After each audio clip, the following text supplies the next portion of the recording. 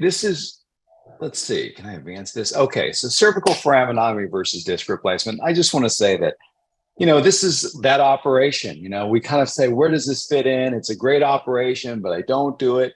And we know that, cervical radiculopathy is very prominent. And, we're talking about this with ACDs and total disc replacements, but where does this fit in? And I will say that it's really not just for the soft disc herniation. I'm very comfortable doing cervical foraminotomy for spondylosis as well. But I think the major culprit of why we don't do this is the fact that ACDs are so prevalent. I mean, this is in our training program. We do a lot of ACDs. Our residents, fellows know how to do this. And to do a posterior cervical foraminotomy is kind of hard. I would say even in our fellowship, I don't see our fellows doing that many. They may leave the fellowship maybe doing 5 posterior cervical foraminotomies where they'll probably do 100 of anterior cervical approaches. So, I think that's a part of it in truth.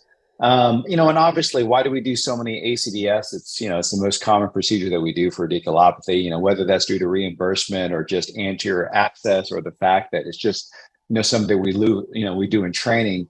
It's probably a lot of all those factors and the fact that we're comfortable with it. I will say, though, that it's fascinating, this topic, because I really started doing posterior cervical foraminotomies to avoid the fusion, right? So I think when you look at posterior cervical foraminotomies and you look at that dichotomy between doing something that's motion preservation, because you're just doing a foraminotomy, versus a fusion, I think that there's a great advantage.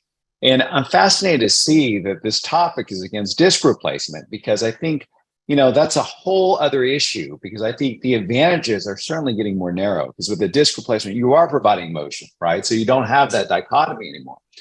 And it's just fascinating that when we look at this, and I'm not so sure what's going to happen to posterior cervical foraminotomy. I kind of feel that in our training program, we're doing a lot less of them. And so I think if that keeps on going, I just feel that posterior cervical foraminotomy, we'll see guys that do a lot of them, but it's going to be kind of surgeon based, and we won't see, I think in the general masses, we may see less and less, because cervical disc replacement will probably take over. But if you look around the country, I mean, even in West LA right now, I would say that we're at about the 50% line. So if you came to a surgeon in West LA with a cervical radiculopathy, I think 50% would say you're going to get a disc replacement, 50% would say you get a fusion. And I know around the country it varies per location. But this is an article that said about 17% in 2017 would say arthroplasty versus 83% would say fusion. And I think in the next 5 to 10 years, hopefully we'll cross, like nationwide, it'll be 50-50. And I expect that somewhere in the next 5 to 10 years nationwide. And I think with that, we'll see how much posterior cervical foraminotomies are being done.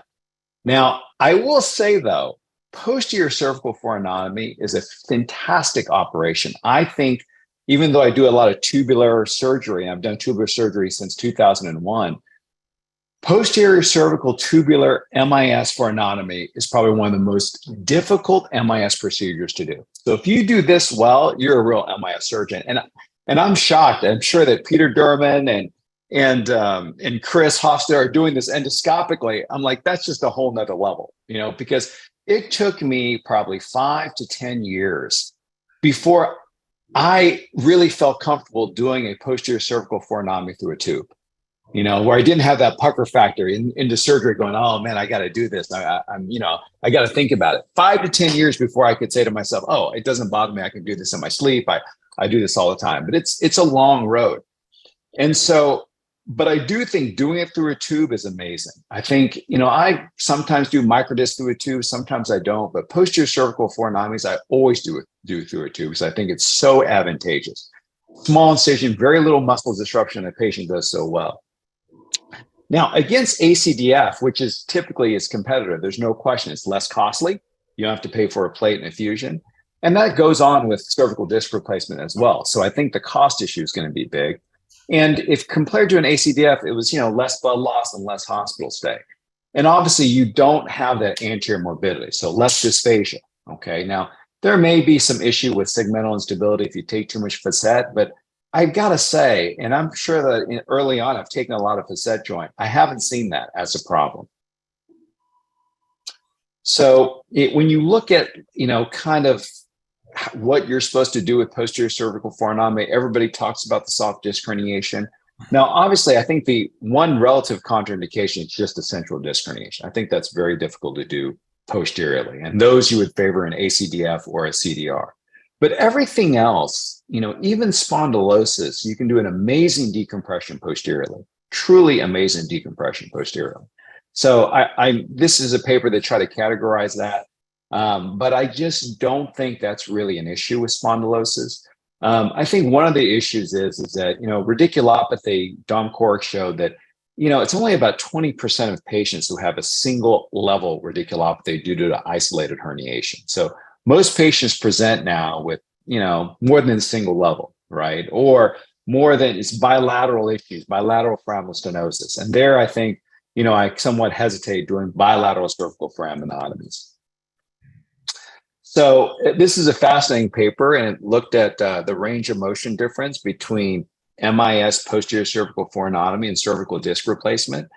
And it's kind of what you would expect. And they also had a fusion. So if you do, it's a single author. So if you do a fusion, or a single surgeon, if you do a fusion, obviously the segmental range of motion decreases. If you do a cervical disc replacement versus a posterior cervical foraminotomy, there's no difference in the range of motion. It really maintains the range of motion.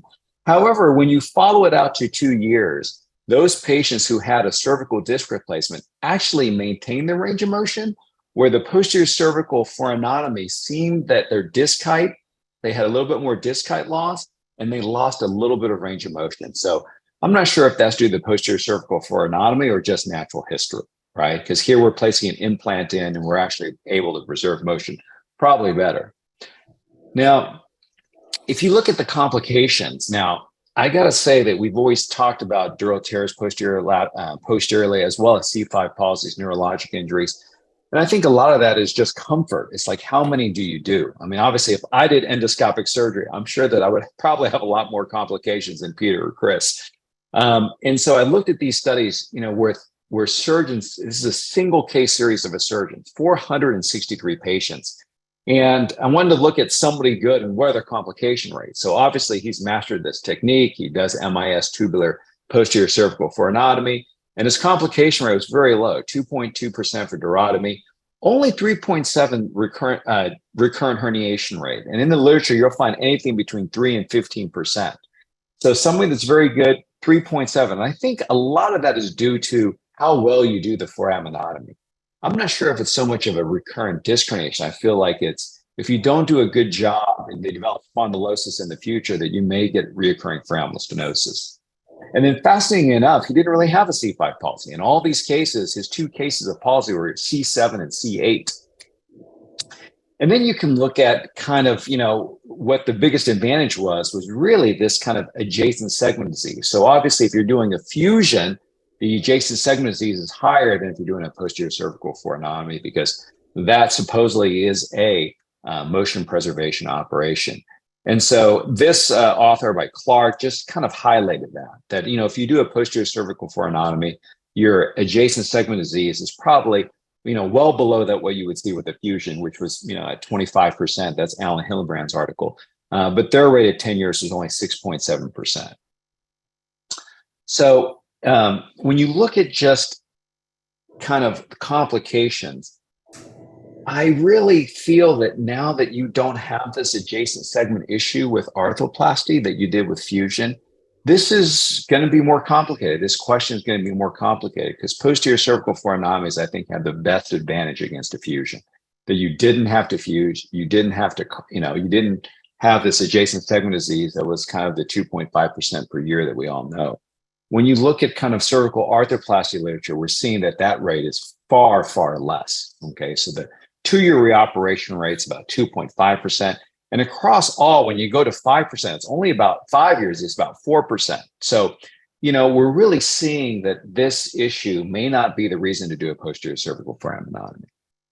Okay, so long-term outcomes. So this is a study, 5 years, single surgeon, where he really looked at his MIS cervical, posterior cervical foraminotomy patients versus his cervical TDR patients. And obviously, as you would expect, both groups had, great symptomatic relief at 5 years. But again, he found, and this is what you would expect, and this is very similar to the other paper, that at 5 years, those patients who had a posterior cervical foraminotomy did have a significant decrease in disc height, okay, as you would expect, because we're not putting a prosthesis in.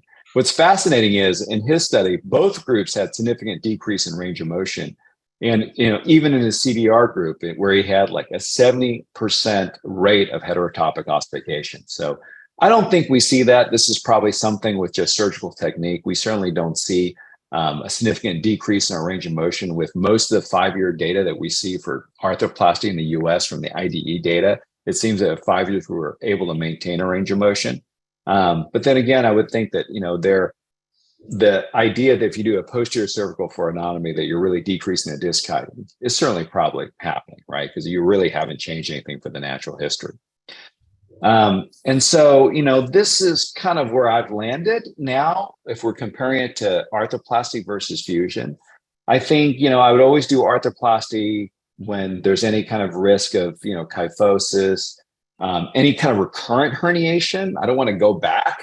I'm not going to, if I had a posterior cervical foraminotomy and it came back with spondylosis, reoccurring foraminal stenosis, I definitely want to go anterior.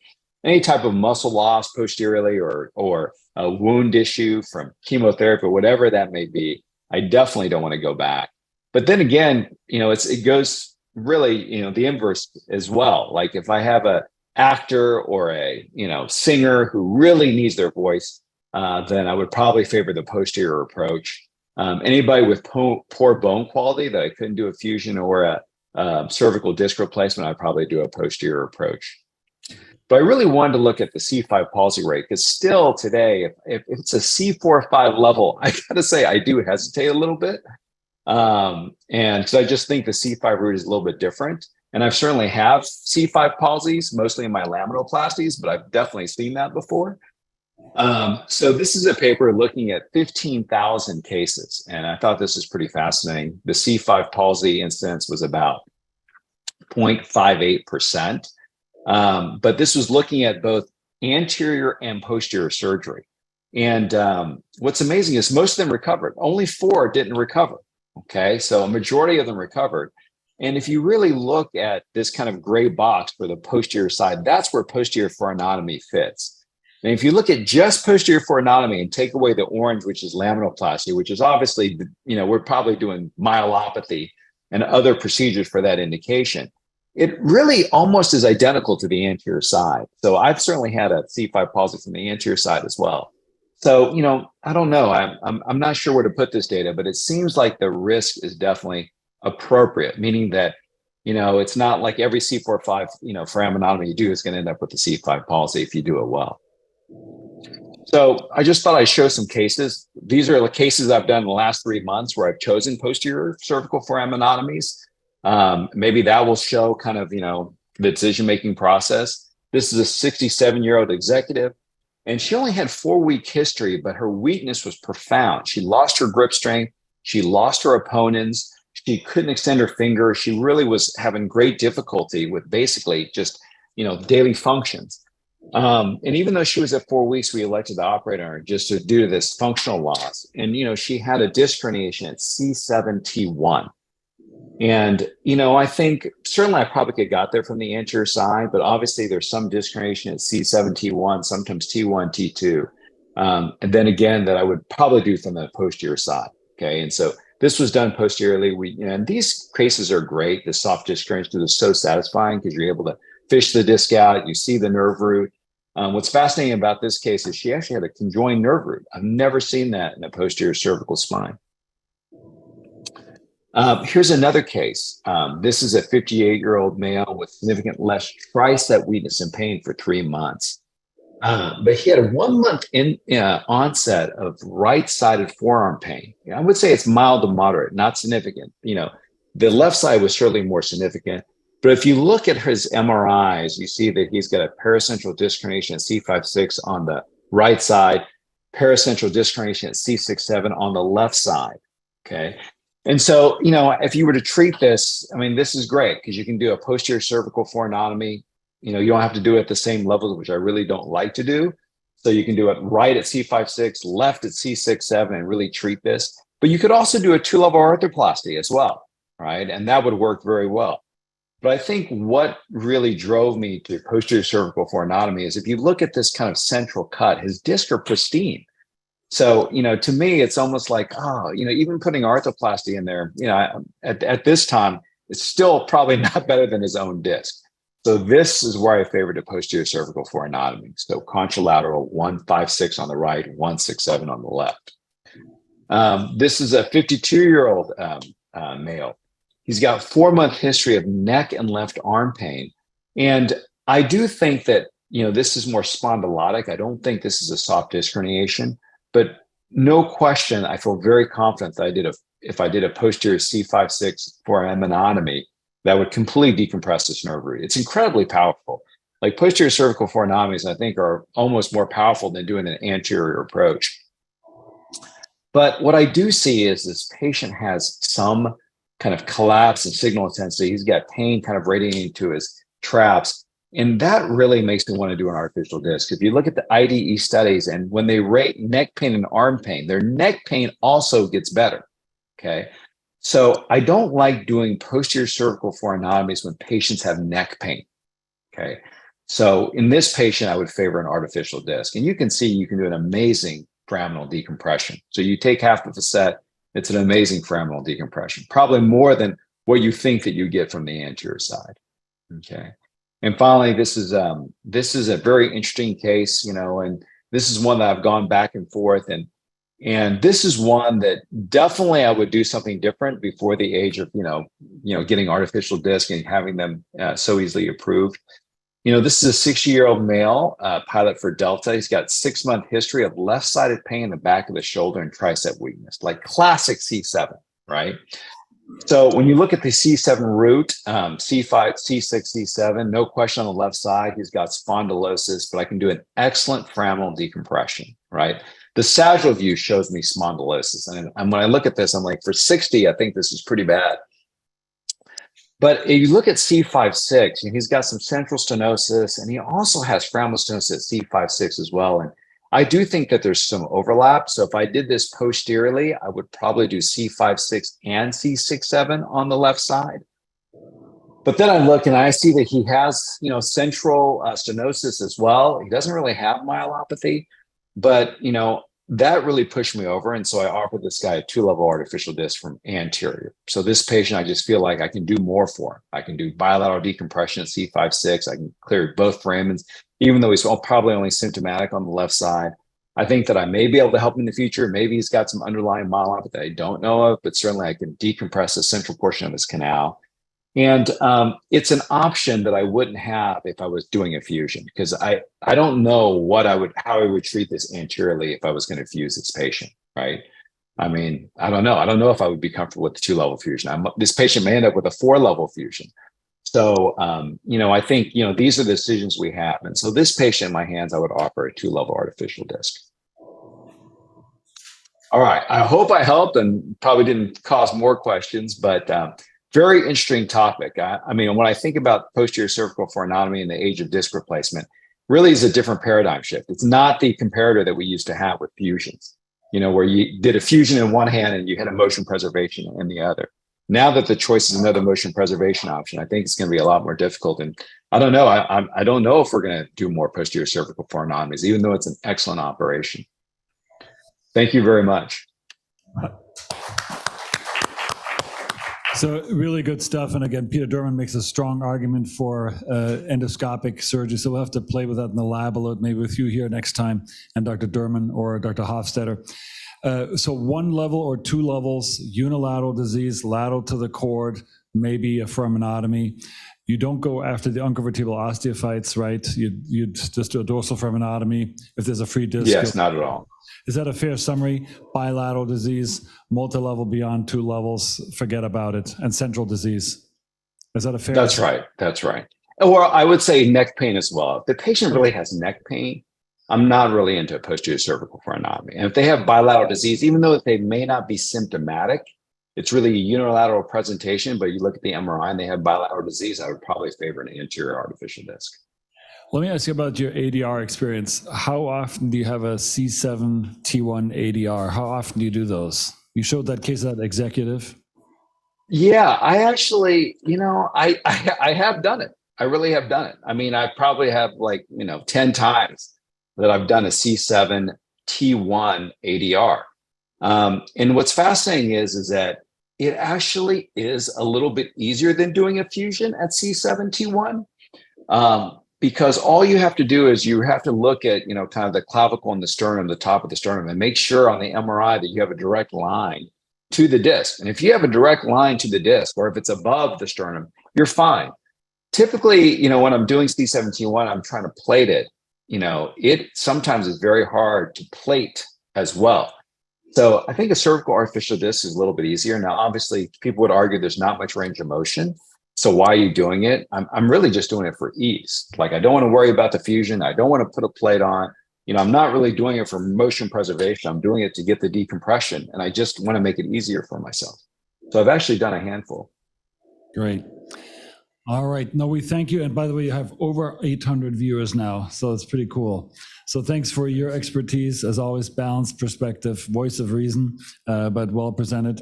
Thanks again, and great to see you. Thank you, Jens. Excellent symposium.